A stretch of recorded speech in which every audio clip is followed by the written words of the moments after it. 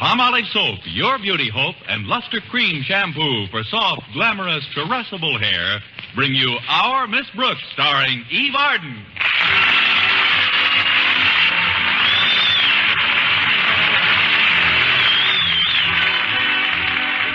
Our Miss Brooks, who teaches English at Madison High School, has always hoped that someday she would head her department. But with Mrs. Emma Finch holding down the job for the past 5 years, it didn't look like Connie Brooks would ever get a crack at it until last week. It was right before the final exams that Mr. Conklin, our principal, told me Mrs. Finch was not only retiring from the position, but actually leaving the school.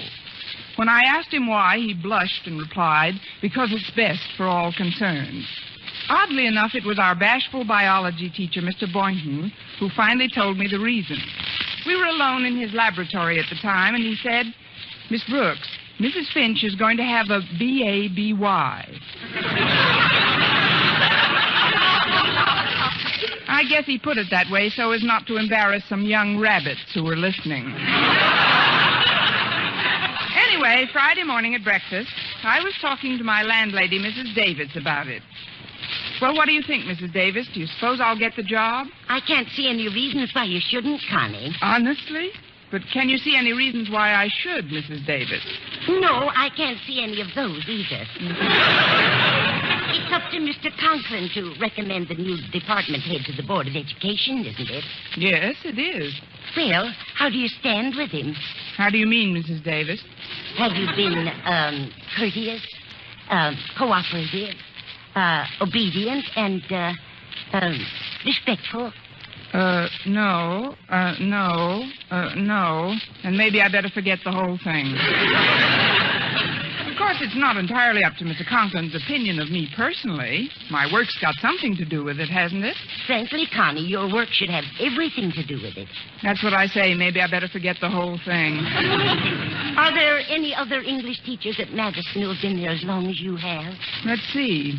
Yes, Miss Enright's been there about the same length of time, and she's been quite friendly with the Conklins, too. Of course, I have Mr. Conklin's daughter, Harriet, in my class, and we're great friends. Then that wouldn't influence Mr. Conklin any. Although Harriet's a pretty good pupil, thank goodness, and her marks have all been exceptionally high. That might count for something with the old. I wonder if he'll make his decision right away. He might leave the position open for a while. I wish I knew. But then there's no sense in brooding about it. I'm either to be head of the department or I'm not to be. Oh, thanks for reminding me, Connie. I must get 2 tickets for Hamlet today. I promised my sister Angela I'd take her to see it. Of course, even if I forgot about it, she'd probably never even mention it. She's so absent-minded, poor thing. The older she gets, the more forgetful she is. How old is she now, Mrs. Davis? Who?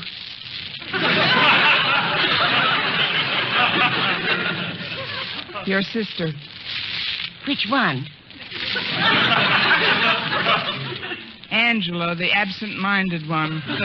Oh, she's in the low 70s. That's pretty good golf for an old lady. Oh, Angela's not half as bad as my brother Victor. He's so forgetful sometimes. Why, do you know, Connie, he can be talking to you about something and right in the middle of the sentence get off on another topic altogether. Really? Yes, it's quite disconcerting, but I guess it's just something that's scrambled, boiled, or fried, Connie. Well, I suppose you just have to... What? Your eggs, dear. How would you like them? I'd like them introduced into the conversation a little earlier. But now that you bring it up, Mrs. Davis, I'll take them any way you want yours. Good. Then we'll both have oatmeal. That's the only way to eat eggs. And whatever you do, don't miss snake pit. Where's the coffee, Mrs. Davis? It's right here, Connie. I'll pour you some. Thanks. You know, it isn't just the extra salary that makes me so anxious to head the English department. It's the additional income. How much of a raise will you get, Connie? Oh, I'm not certain of the exact amount, Mrs. Davis, but it's well over $9 a month. Just think, I won't have to put newspapers in my shoes when the soles wear out. Now I can use magazine paper. You mentioned a Miss Enright before, Connie. Is that the rather snooty teacher you told me about? That's her, Mrs. Davis. And if she gets that job as head of the English department, she'll be impossible. Well, she walks around the school now as if she's inspecting the stockyards. The way she talks to people. Why, darling, you look positively chic. I mean, just too terribly soigné. It's sickening. Oh, then don't eat any more oatmeal, dear. Just finish your coffee. You've been derailed again, Mrs. Davis. Let me help you back on the track. I'm talking about Miss Enright, a rival English teacher. She's got me worried. Oh, don't worry about her, Connie. I'm sure her baby will be a fine, healthy specimen. She isn't the one who's going to have the baby, Mrs. Davis. Well, that's a shame. I think the mother should always take care of her own baby, no matter what. It's Mrs. Finch who's having the baby. Who? Mrs. Finch. Oh, well, that's a very nice name for a baby. Now, if you'll excuse me, Connie, I better clean up the dishes. All right, Mrs. Davis, you clean up the dishes, and I'll clean up the conversation by myself. I'd help you in the kitchen, but I've got to get ready to go to school. Walter Denton's picking me up any minute. Oh, Walter's such a nice boy. It's a pity he's not a more brilliant student. But I think I know what his trouble is, Connie. Lack of concentration. Concentration? Yes. If he would just concentrate on one subject at a time. You see, he's the kind of a boy who... Well, he's the type that... Connie? Yes? What were we talking about? Walter Denton. Oh, he's picking you up this morning, isn't he? What happened to your car, Connie? You just got it out of the repair shop. I know, Mrs. Davis, but I took it out the night of the big freeze. And? It froze.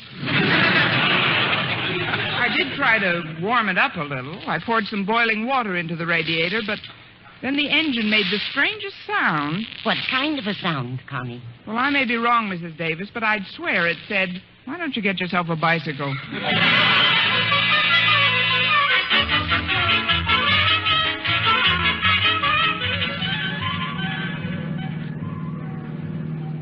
I'm glad you picked me up a little early this morning, Walter.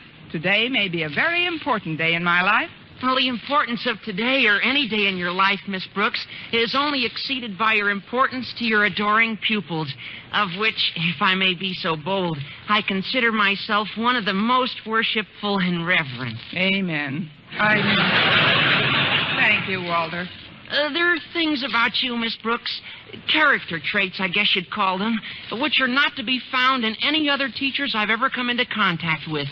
I just know that you are an eminently fair person. I also know that you're kind, gentle, and considerate of those who may not possess a superior mentality, which is obviously your birthright. What else do you know, Walter? That today you're giving us the final exams in English. I thought you were a little over-smitten with me this morning. Oh, I'm not trying to influence you to give me a better mark. Oh, no, I'd bend over backwards rather than curry favor. But I've actually studied for this test, Miss Brooks. Even Saturday, when Harriet dragged me to the movies, I took my books right up to the balcony with me. What were you studying, Romeo and Juliet? You're kidding me, Miss Brooks, but I'm serious. I really crammed in that movie. But how could you read in the dark? Oh, it isn't always dark. They have a 3-minute intermission between pictures. Well, that's plenty of time, especially if you were studying in shorthand. Of course, not knowing exactly what the questions are going to be about makes it a little tougher. Naturally. It's sort of a strain on a student not to know approximately the nature of the questions he should expect. That's true. And just because a student has been fortunate enough to make a personal contact with a teacher whom he not only admires and respects as a person, but whose integrity and honesty as an instructor he holds in such high esteem, is no reason for him to presume that just because he drives her to school faithfully and promptly, she would relinquish just one tiny iota of that integrity and slip him a little advance information about the test. Is it? You're so right, Walter. I knew you'd react that way, Miss Brooks, but I just wouldn't have felt completely honest with myself if I didn't try to chisel a tip or two. Anyway, now that you've dummied up about the tests, maybe we... Excuse me, Walter. Now that I've what? Dummied up. It's a synonym of clammed up. When I don't want anyone to know something about something I know about, I always clam up. And you're the chowderhead who can do it. But, Walter, when I mentioned much earlier in the trip that this was an important day, I wasn't referring to the final exams. You weren't? No, I was thinking of Mrs. Finch. Oh, the head of the English department. The ex-head of the English department, Walter. Mrs. Finch is leaving Madison. Why? Because she's... Mrs. Finch is going to become a mother. Of who?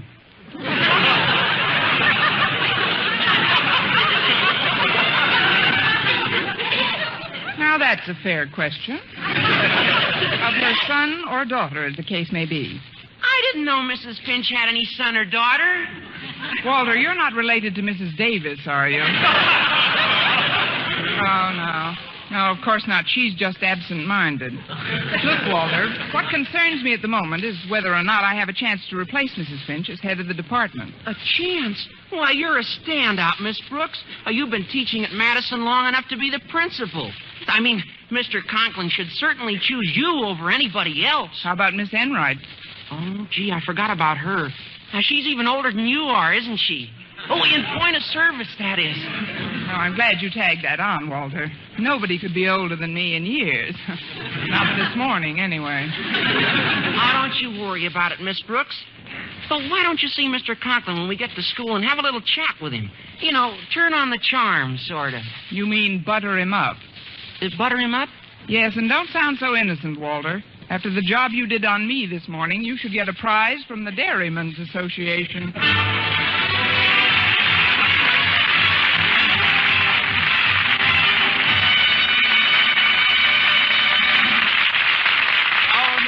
Starring Eve Arden will continue in just a moment. But first, here is Vern Smith.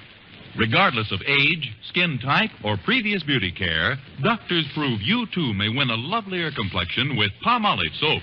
But to win this lovelier complexion, you must stop improper cleansing. Instead, use Palmolive the way doctors advised. 36 doctors, leading skin specialists, advised using Palmolive soap this way for 1,285 women with all types of skin. Young, old, dry, oily, normal. And using Palmolive soap alone, nothing but Palmolive, 2 out of 3 won lovelier complexions. Oily skin looked less oily. Dull, drab skin wonderfully brighter. Coarse-looking skin appeared finer.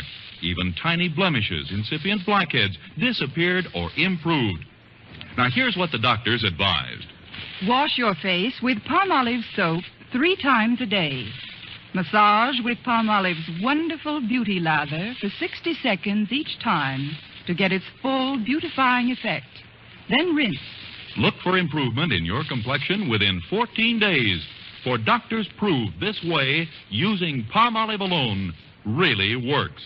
So forget all other beauty care. Get Palmolive soap and start today to win a lovelier complexion.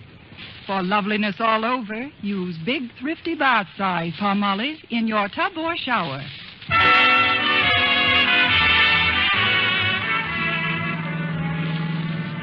Well, here we are, Miss Brooks. Good old Madison High. You know, every time I look at these hallowed walls, I wish for just one thing. What's that, Walter? I wish I was still home in bed. Especially today with those finals coming up. Gosh, Miss Brooks, isn't there some little suggestions you could make to me so I'd pass the exam? Certainly there is, Walter. Answer the questions correctly. Yeah. Well, you better get off here, Miss Brooks, and I'll go park the car. All right, Walter. Thanks for the lift. And good luck today. Oh, thank you, Miss Brooks. And good luck with Mr. Conklin. Yeah, I'll probably need it. I hope he's in a good mood this morning. Although why this morning should be any better... Hello, Miss Brooks. Oh, it's Harriet Conklin. Good morning, Harriet. I wouldn't have interrupted your soliloquy, but you look sort of worried about something. Worried? Me? Whatever gave you that idea? Your complexion. It's not as ruddy as it usually is. Oh, that's just from the new powder base I'm using. It's called Elephant Wallow Gray. Actually, though, I do have something on what's left of my mind, Harriet. It's Mrs. Finch. She's leaving the school. Yes, I know. I heard she was going to have a B.A.B.Y. Who told you? Mr. Boynton. That figures. But, Harriet, as you must know, you've always been one of my favorite pupils. I'm glad you feel that way, Miss Brooks. You're my very favorite teacher. Thanks. I'm very fond of your mother, too. I know. And she's terribly fond of you, Miss Brooks. I'm glad. Then there's your father. Yes, I know. Well, Harriet, do you think that I was going to... Well, that is... Well, what are you trying to ask me, Miss Brooks? Do you think he's warm enough for buttering this morning? At least, do you think I should have a little talk with him in his office? About what? Well, somebody's got to replace Mrs. Finch as head of the English department, and I figured... But of course you'll get it. Is that from the horse's mouth or just rumor? I mean, did you happen to overhear anything that... Look, Harriet, I don't want anybody to intercede for me because of any personal relationship we may have built up between us. What I'm trying to say is, well, I wouldn't want any principal's daughter, not even a clever, bright, pretty, industrious, talented, intelligent one like yourself, to become a fifth column for me. Golly, Miss Brooks, nothing I could say would sway Daddy 1 inch. In fact, Mother and I bend over backwards rather than suggest anything about his duties at school. But I'm so sure you're our next head of the English department that I've even written a little poem about it. Care to hear it? Well, if you don't think it'll put the whammy on me. Jinx anything. Listen. To the head of the English department about to be, I present this little tribute to you from me. In class, you're good-tempered and don't fume or fret. But when it comes to our homework, you sure make us perspire. And in the forthcoming exams, whether I'm first or last, my feelings for you will be the same, especially if I've passed. So, Miss Brooks, all hail to the head of the English department about to be. Well, what do you think of it, Miss Brooks? It won't send Carl Sandburg screaming into the hills, Harriet. It's a lovely sentiment. Now, before I go into your father's lair, office, could you tell me what kind of a mood he's in? Frankly, Miss Brooks, it isn't too good. When the newsboy that delivers our paper came around for the money this morning, Daddy bit his head off. Fine. Then he should be too full to take a bite out of me.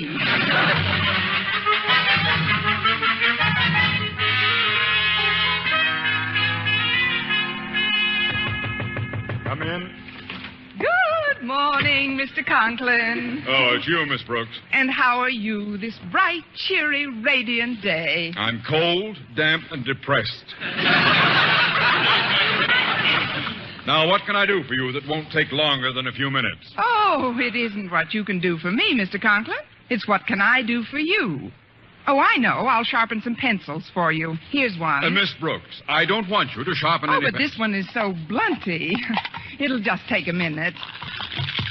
There. Isn't that a lovely point? But I don't... Give me your thumb a minute. Ow! See what I mean? Now, I'll just do a few more of them, and you'll have enough for the week. Confound it, Miss Brooks. I don't want any more of my pencil sharpening. Oh, it's really no trouble at all, Mr. Conklin. This is just one of those days when a person feels privileged to assist his fellow man. A day when a spirit of cooperation seems to beckon like a beacon. Or a day when Mrs. Finch is leaving Madison and her position as head of the English department. Mrs. Finch leaving Madison? Yes. Yes, Miss Brooks. I think I told you that several days ago. Oh, yes, of course. I've been so busy preparing my final examination papers, it must have slipped my mind. She's going to have a B.A.B.Y., isn't she? Y-E-S. Yes. She is going to have a baby.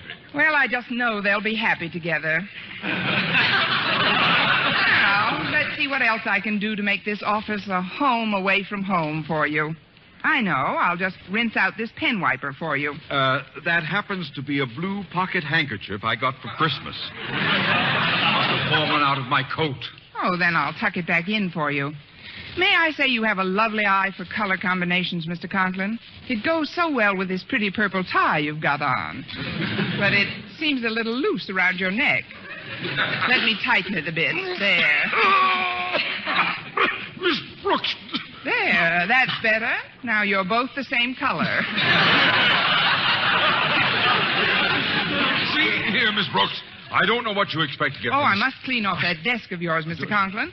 And why in the world does that big open inkwell have to be perched right in the middle of everything? Because I like it that way. Now, listen to me, young. I'll have things in shape in no time. First, we'll move these papers next to the inkwell, and then... Oh. Now, where is the inkwell perched, Miss Brooks? Oh, don't worry about that, Mr. Conklin. Ink is good for the rug. Where's that ashes? Well, anyway, I'll go get a mop and... Sit down, Miss Brooks. Sit down? Yes. As you know, I spent considerable time in the Army as a major. Yes, I know, Mr. Conklin. And it always gave me a great feeling of security to know that somebody like you... Quiet! Yes, sir. Sorry. At ease. Now then, Miss Brooks, from my Army experience, it's obvious to me that you are bucking for something. Bucking, Mr. Conklin? It's a colloquialism, Miss Brooks. It means that in order to gain some end of your own, you are acting like an eager beaver. Want some pencil sharpened? No! Tell you the truth, Mr. Conklin. I just wanted to butter you up. Now what? Come in. Good morning, Mr. Conklin. Well, it's Miss Enright. Oh, and Miss Brooks is here, too. How nice. Darling, you look positively chic. I mean, just too terribly soigné. Thanks, loads. But what are you doing in school so early, darling? You're usually tearing into your room like a mad thing minutes after the bell is rung. You must have telescopic vision to see me from the bus you're just catching at that time. What can I do for you, Miss Enright? Oh, it isn't what you can do for me, Mr. Conklin. It's what can I do for you? Oh, I know. I'll sharpen some pencils for you, Mr. Conklin. Thanks, just the same, Miss Enright. Or but there's maybe been- I could straighten out your desk. Oh, heavens, what happened to this inkwell? I already straightened out his desk. Well, don't worry about it, Mr. Conklin. I'm sure you can pick up another rug like that for $500 or $600. Oh, before I forget, I'd like you to have these woolen socks. I knitted them myself. But, Miss Enright, It was a labor of love, Mr. Conklin. I worked on these socks just every available moment I wasn't faithfully discharging my duties as an English teacher. They're merely a slight expression of my gratitude for having been granted the privilege of working for such a warm, kindly, and considerate boss as yourself. This kid melts it before she spreads it on.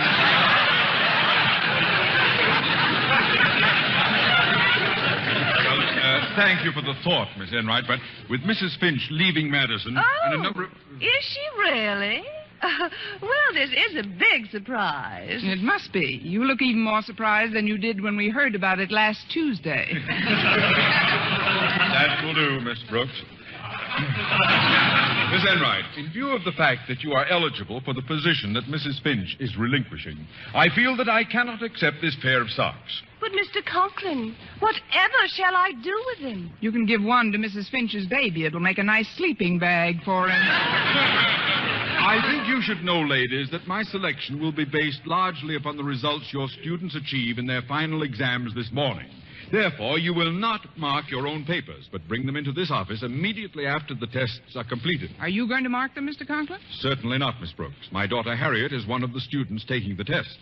No, in order to assure complete impartiality, I've asked someone from another department to correct the papers. Mr. Boynton. Mr. Boynton? Oh, I know that you see each other socially on occasion, but he's the soul of honesty. And I know that he, like myself, would bend over backwards to see that justice is done. Who's teaching everybody to bend over backwards? Arthur Murray? Well, I don't think this arrangement is completely fair, Mr. Conklin. I never see Mr. Boynton. Well, if it'll make you feel any better, Miss Enright, I'm not going to see him again either until lunch.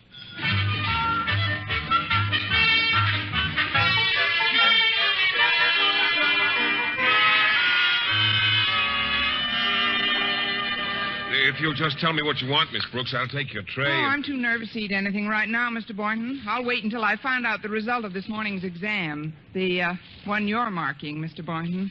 Oh, Well, that's something I'd rather not talk about, Miss Brooks. You see, I promised Mr. Conklin... I know you've got to be strictly impartial, Mr. Boynton, but couldn't you give me just an inkling of how I'm making out? But I gave my word, Miss Brooks. Just a teensy suggestion of the merest trace of a breath of a hint. But I gave Mr. Conklin my scout's honor. Well, then you might as well get yourself something to eat. Oh, very well, Miss Brooks. And I hope you swallow a merit badge. There you are, dear Mr. Boynton. Oh, hello, Miss Enright. May I share this table with you? The cafeteria is awfully crowded today. Oh, I don't see why not, Miss Enright. I do. Oh, hello, darling. Oh, Mr. Boynton, before I forget, I'd like you to have these woolen socks. I knitted them especially for you. I don't think I should, Miss Enright. You see, I'm still judging your examination papers, but well, thanks just the same. Now, if you'll tell me what you'd like to eat. Well, let me see. Oh, I see they have turkey today. Would you get me a drumstick, Mr. Boynton? Why don't you get 2 drumsticks and put the socks on them?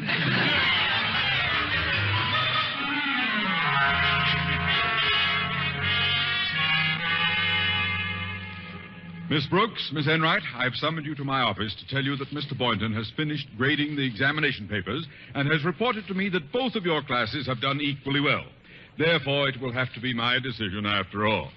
And that decision is, dear Mr. Conklin? I have decided... Yes, dear Mr. Conklin.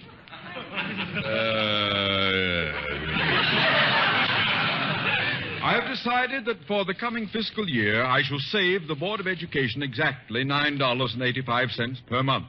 There will be no head of the English department in this school. Why, darling, what in the world are you doing? Just breaking some of the pencils I sharpened this morning.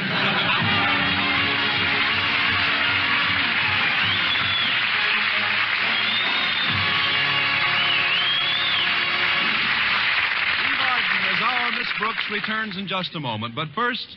Dream girl, beautiful luster cream girl. Tonight, show him how much lovelier your hair can look after a Luster Cream shampoo. Only Luster Cream brings you K-Dumit's magic formula blend of secret ingredients plus gentle lanolin. Gives loveliness lather even in hardest water. Glamorizes your hair as you wash it. Luster Cream, not a soap, not a liquid, but a dainty cream shampoo. Leaves hair fragrantly clean, free of loose dandruff, glistening with sheen. Soft, manageable. Gives new beauty to all hairdos or permanents. 4-ounce jar, $1. Smaller sizes, either tubes or jars. Tonight, try Luster Cream shampoo and be a dream girl, beautiful Luster Cream girl. You owe your crowning glory to a Luster Cream shampoo. And now, once again, here is our Miss Brooks. Well, I was a little depressed about not getting the job as head of the English department, but I perked up the following night when Mr. Boynton came by and took me to the movies. As we got to the theater, he stepped up to the box office. 2 tickets, please. Here, Mr. Boynton, let me buy my own ticket. Why, Miss Brooks, I wouldn't think of it. Well, that's very nice. You can pay me for yours when we get inside. Thank you, and good night, Diamond Jim Boynton.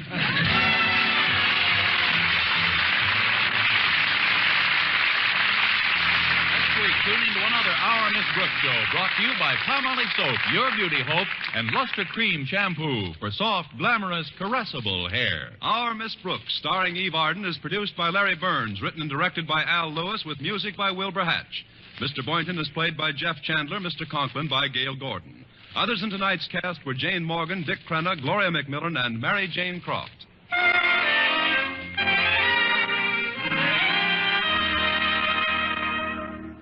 Here's good shaving news. 3 men out of every 4 can get more comfortable, actually smoother shaves with Palmolive Brushless Shaving Cream. This is not just a claim. Here's the proof. 1,297 men tried the Palmolive brushless way to shave described on the tube. And no matter how they shaved before, 3 men out of every 4 got more comfortable, actually smoother shaves. Try Palmolive Brushless yourself. See if you don't get more comfortable, actually smoother shaves the proved Palmolive Brushless way. Here is an important message that concerns all of us. Last year, 26,000 children were stricken by infantile paralysis. All of us can help fight infantile paralysis by joining the March of Dimes now. Send your dimes and dollars to your local March of Dimes headquarters. Don't put it off. Join the March of Dimes today. For mystery liberally sprinkled with laughs, listen to Mr. and Mrs. North, the exciting, fun-packed adventures of an amateur detective and his beautiful wife. Tune in Tuesday evenings over most of these same stations. And be with us again next week at the same time for another comedy episode of Our Miss Brooks. Bob Lamont speaking. This is CBS, the Columbia Broadcasting System.